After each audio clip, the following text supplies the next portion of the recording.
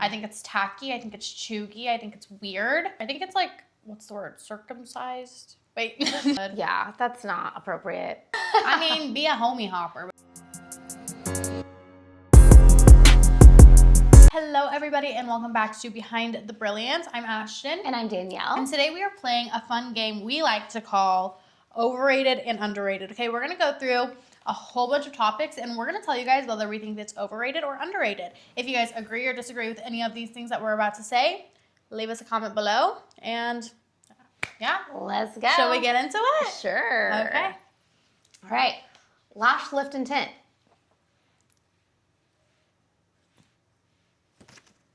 Oh, what? Well, I don't do them. That's why. No, I think they're great. Yeah. You have to have a reason, right? Okay. No? I think they're underrated. I think that they're a very good option if you don't want the commitment of lash extensions. Agreed. Okay, sorry. Brow laminations. God, what am I doing? Underrated, overrated. I don't even know how to play this game yet. Hold on. Brow laminations. Underrated. Yeah. They're a saving grace. Classic lashes. Yeah. Classic lashes can die. I hate them. I don't like classic lashes. I think it's ridiculous. I think they're also weird looking. I don't think anyone actually does classic anymore. Everyone just does light volume and calls it classic, or is that just me? Yeah, if anybody asks me for classic lashes, I just do closed fans. Yeah. You will not catch me putting a 0.15 on anybody's lashes. But No, right. Lash growth serums. What are your thoughts? I feel like it kind of depends on... Yeah. I've never used one that actually works. I don't use them myself, and I do think that it's not necessary. Like, it's not necessary, but I've seen people have positive results with regular use. The problem is you have to use them every day for them to work, and then some of them do cause side effects. Yeah. So if you find a good one, like Lash Food, I think it could work, but I never push them on my clients because I say, like, let's just work with what you have. And I also think that health comes from inside out, so I would prefer a client to get on like vitamins versus a lash serum, but yeah, they do work. I've never had one work for me personally. Lash cleansers. I know, it's like, what do you even, yeah, duh. Obviously. Like. Lash bonders. Get that the fuck out of my face. Watch our last episode if you want to know. Was that last episode? Yeah. Yeah, no bonders. Absolutely not. Definitely need to. Get out of my face with that. Just do your lashes better. Yeah. Lash mapping. Really? I don't map, but well, I mean, you do technically map. Yeah, I map in my head. I map in my head. So okay, that's what I was going off of. Yeah. You should map, and I do think that, especially for beginners, it does help to like draw it out. Yeah. Yeah. But everybody to lash, you map. Like, don't just be putting random lashes in places. No. Yeah. Okay. No. Colored lashes. I'm sorry, they're so ugly. I don't even think, like, well, yeah, I mean, unless you're, like, going to a festival or something and getting color, but brown bothers me. Brown doesn't actually look brown. Colored lashes, you're telling me that you want to live every single day of your life with pink lashes on your eyes? No. I think it's tacky. I think it's chuggy. I think it's weird. I'm not here for it. And sure, try to cancel me. Bye. Actually, I have done colored lashes. I've like done them on other people, but like I would never get them for myself. I mean, in all fairness, like I had like a client who her look was just like half underneath her hair was like pink, and we'd throw a splash in. You know, that's what I've like, done. But I still think it's chuggy. If it's your vibe, then fine. But like, I actually really just don't think brown lashes make a whole lot of sense. I think they can look good in a picture, but like if I was looking at someone and they had brown extensions on, it would like bother me to see brown extensions. So yeah. Okay. Mega volume lashes. Bye. Why do you want caterpillars? Hybrid lashes. Also, just do light volume. Yeah. Yeah. Hybrid is a joke. Lash aftercare education. Teach your clients how to take care of your lashes. Do it for yourself. Do it for them. Do it for your own sanity. You'd be surprised how many people don't. So yeah, like help your clients protect their investment. Teach them how to take care of them. Wet sets. I love a good wet set. I think they're so cute. They're like my favorite. Yeah, I think they do look good. And that's your classic. That's your new classic. It is. Yeah. Pre or pro-made fans? No freaking way, dude. Hand make your fans. Do not buy pre-made. Do not make your own. Choose the fan for the lash after you've chosen the lash, period. Easy made lashes. No, that's a no. Get out of here. We've done a video on that too. Adhesive rings. So like the little things that you put on your finger with the ring and then you like. I think it's silly to adjust to that because you're going to constantly overcompensate for the placement of your hand, which is going to cause other issues later. It's not good for your longevity as a lash artist. It brings in all kinds of risks. And then why have another thing to buy that you don't need? And I also think that when you do that, most people will just like, they put the ring on and then they keep like adding new adhesive drop into the exact same ring. That's just mixing your old and new adhesive drop, and that's not going to give you retention. No. And also when you're like wiping it off, you're wiping off half of the adhesive to like make your thing go, you know, like the ridges, like tap it in and then you like, and then it's literally wiping the adhesive off. Wiping isn't a good strategy either. No. Yeah. Amazon Lash products, please get out of my face with that. You should honestly consider not buying any beauty products on Amazon because there's a lot of counterfeit stuff on there that even if they're brands that you trust, it's sometimes not made by the brand. But also just don't cut corners on your lash supplies because you're dealing with people's eyes. I agree. Okay, Korean lash lifts. I personally have not done these yet. I don't see a difference. Well, what we were learning last week is that, and perhaps it's kind of like maybe the Korean lash lifts were the first on the scene.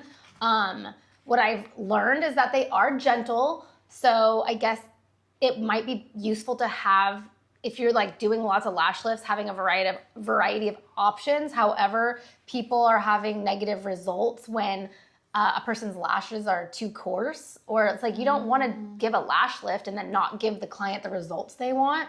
So, you know, I feel like most lash artists have grown into using a product that they can guarantee will work on every client. I also feel like the results that I see from a Korean lash lift, most of the lashes are just like straight up. We have lash shields that give the same effect. So I don't know. I'm not fully sold. I feel like I am kind of indifferent because I haven't done it. I haven't really seen it IRL, but like from what I have seen and what I have heard, Yeah, so if you're looking for an extreme curl, we literally have a lash shield called the Extreme Shield, which gives you that extreme lift. Okay, microbladed brows. Why? I just feel as if I haven't seen somebody personally with microbladed brows that actually look good years later. I feel like a lot of the time your brows become like red or like it just looks like tacky and like it looks kind of like obvious. I think when they're fresh, they're cute, but I think after a while, they're not. Maybe I've just seen people that have gone to people that don't know what they're doing. That could be the case, but I also feel like that's also just not really the look anymore. So that could also be the case. Yeah, you're right. It's probably like at first they look good. I had mine microbladed barely like 10 years ago, and I just liked the way that it was like stroke. Very, can you see them? There's no way, maybe. But I definitely think the industry has been moving into like other types. So there must be a reason for that. I agree. Yeah. Clear lash adhesive. No, don't use it. It's not good. It's not doing anything. People might say that, well, it's less sensitive. It helps with sensitive eyes. No, it doesn't. Well, in all fairness, there is a very small population of people whose allergies develop to the black pigment. So in those very extreme rare cases, sure, but using a clear adhesive is not allowing you to kind of fully see what you're doing, which can cause other risks. And also a lot of the times they're really shiny, making that part of the lash look different than the extension, because I think extensions look best when they're like a mix of matte and shiny. So like you want a black adhesive that kind of matches the extension, which is why you want to choose a brand like Brilliant that has been developed for that reason, because our adhesive blends perfectly into the lashes, making that adhesive not look visible or obvious. Nano misters. Yuck, gross. Throw those away. Online lash courses. Underrated by the right people. Okay, fully online lash courses, no. If it's a lash course that you do online, but then you actually like come in and like you learn like it's like half remote, half in person, yes. And also if you're like an experienced lash artist brushing up on techniques, like then yeah, yes. yeah, online lash courses. But if you're fully learning for the very beginning, absolutely not. But also I would be questioning the person who made the course, because I think we're going to go into topics later on, like, was that person, you know, qualified to be teaching a course yet? Yeah. That's the question that you want to ask. Brand hopping. I mean, be a homie hopper, but not a brand hopper. Thank you. Next. Paid mentorships. With the right person, yes.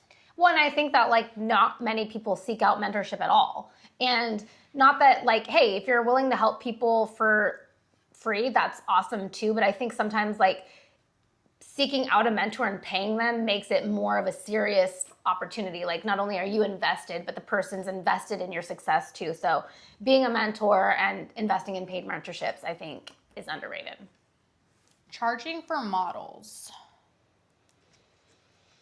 I feel like a lot of people have like struggle with this, like if they should or whatnot, but I definitely think your products aren't free and your time isn't free. So I think having a product fee is like super important. What do you think? I agree.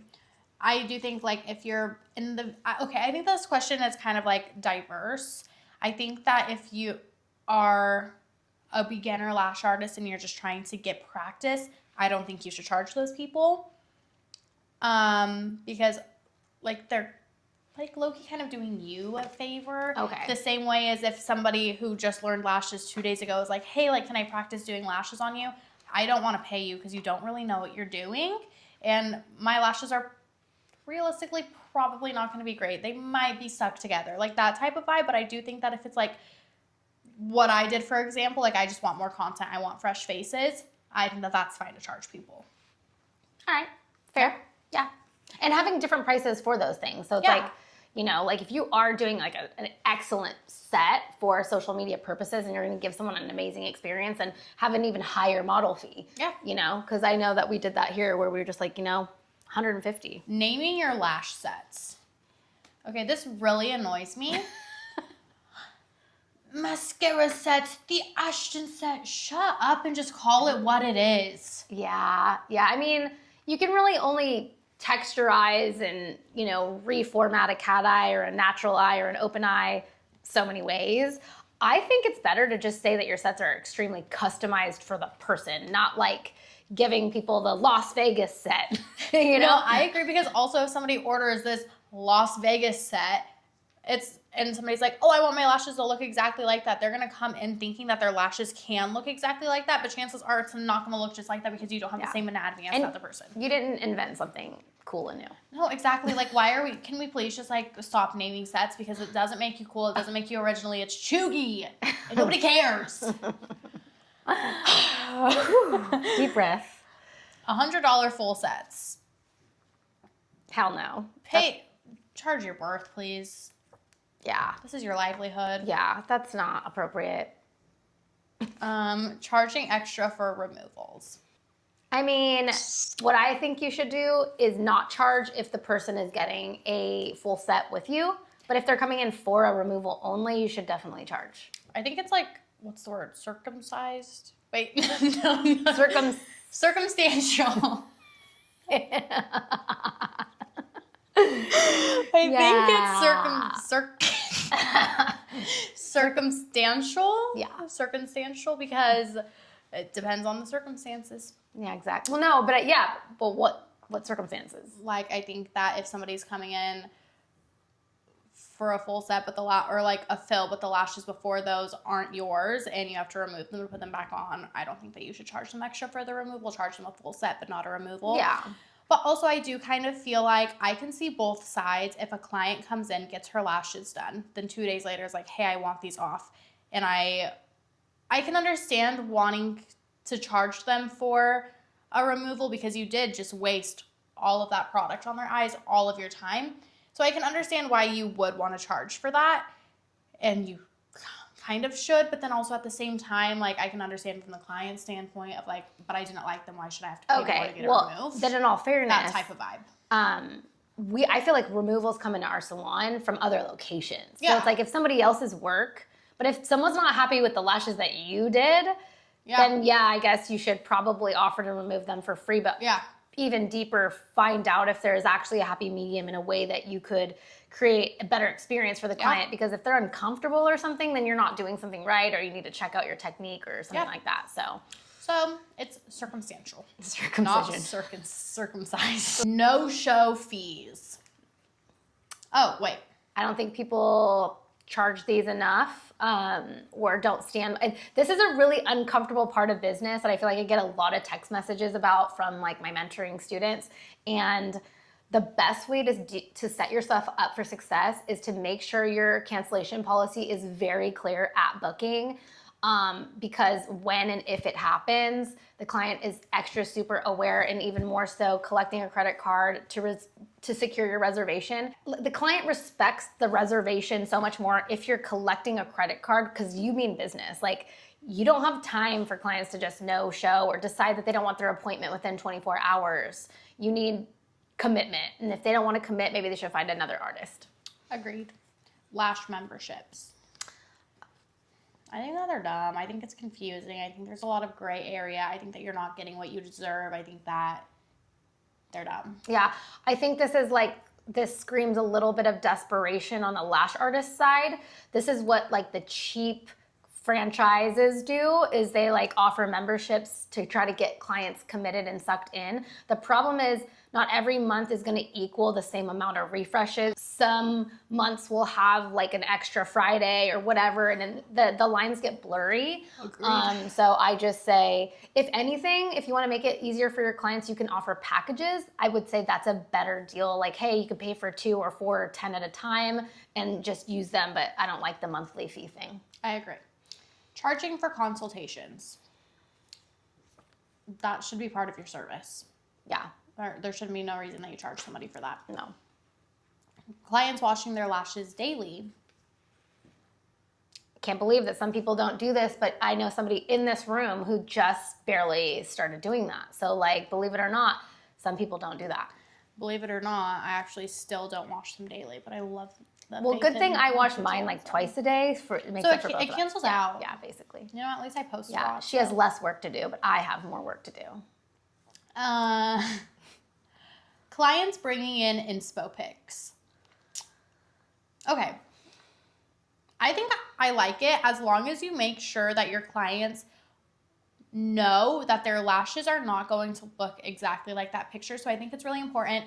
Hey, this is what I want them to look like. Perfect. What do you like about that picture? Do you like the fullness? Do you like the length? Do you like the shape? What is it that you like about this picture? Because I can help you achieve that, but it's not going to look exactly like that because her eyes are completely different than yours. Yeah, you need to present it in the correct way. But I do agree that I used to say, don't even bring me a picture, but it does help to have a little bit of insight. Lash extensions during pregnancy. I don't see an issue with that. I think you need make lashes. Our mamas feel pretty. You need lashes for your delivery. You don't want your baby to come out and see a fucking naked mole rat. We can do your lashes while you lay on your side. I'll give you some B-roll for that. Yeah, we can. Yeah. Don't do it. It's not professional. It's tacky. DIY lash clusters. Get out of my face with that, because you literally are ruining your eyelashes. The amount of, guys, quick little story time for you. I had a client come in. She was like, hey, she scheduled a fill. She came in, lash clusters on her eyes. She wanted me to fill her lash clusters. I was like, oh, so that's not how that works.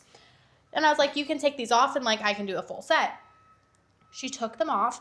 I kid you not, this makes me sick. Literally sick. I will insert a picture.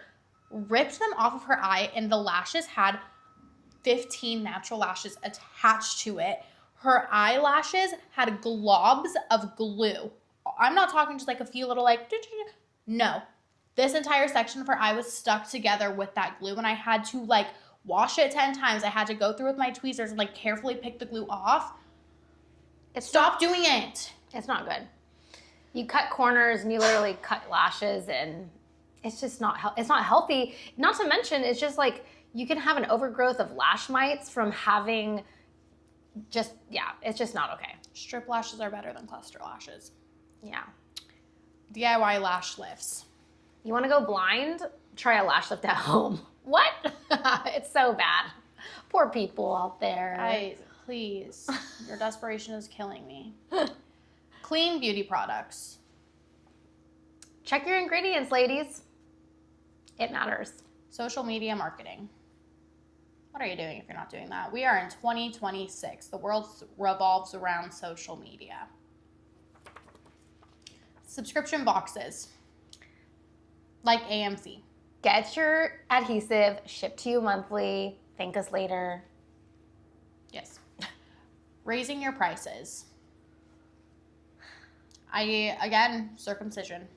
I mean, I guess it depends on where you sit on that. I just think I say underrated because I know a lot of lash artists struggle with this. But I've heard people say, once you are fully booked and you have a wait list, that's when you know it's time to raise your prices. That's a great threshold.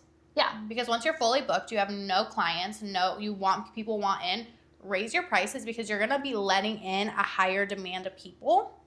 Yeah. Well, you are in higher demand. No, that's not what I meant. Oh.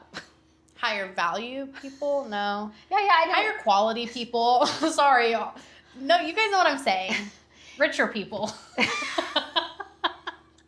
Well, your value is up. I mean, it's a qualifying factor, and it comes with time and experience. And that's the part where, where my mentoring comes in is if you're a lash artist and you're not fully booked, but you've been lashing for 5 or more years, like that is a problem. Like if you aren't fully booked at a certain point, there's something wrong with what you're doing. And so tweaking that, making sure that every client is a return client is important. And yeah, once you reach that fully booked spot, by all means, double your price online. Like it doesn't mean you have to raise the prices to your current clients. It just means that every new client from there on out should pay a new price. Agreed. Email marketing. We're stepping better into that ourselves, but I think that email... Don't be spammy. Don't be spammy, but know that the people who are on your email list are people who are interested in your product. So just even giving them updates, I think, is a good way to kind of stay relevant. We should send an email out with a link to this podcast. We should. If you are watching this and you got our email, reply to the email. We want to know. We'll send you a free gift. Behind the scenes content.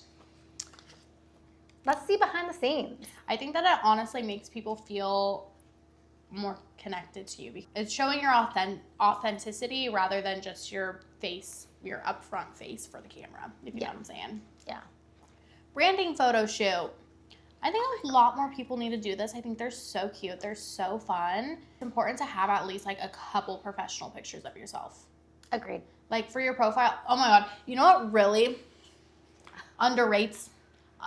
Overrates me? Or what's very overrated? Oh my God. When lash artists have Instagram and their profile pictures are their logo and not their face. Oof. Yeah. That's so chuggy. That's my favorite word right now. Clearly. Firing difficult clients. There's the door, bitch. Teaching before 1 year of lashing. Get out. Please do not teach people how to do lashes until you know how to do lashes correctly yourself and have multiple years of perfect retention and clients and greatness. Yeah. There's plenty of people who are great teachers out there just in general, personality-wise, but unless you've been lashing full-time for a year, I can guarantee you're not ready for anything to walk through the door. The quote, if it looks good, it is good. Hell no. That's the deceiving factor, that pictures will never show a bad lash set, because I've seen plenty of people walk through looking great, and then you start digging through and it's not good. Posting bad work for realism. I don't do this, but hey, props to you. Oh. I don't do it. Why would you do that? That just low-key makes you, like, okay, here's the thing. I know everybody's like, oh my God, you need to be authentic on camera. Okay, I get that, but also, why are you posting that work? Yeah. Okay. Danielle's a follower.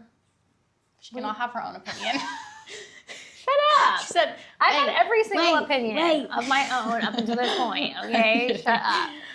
Self-taught lash artists. No way. No.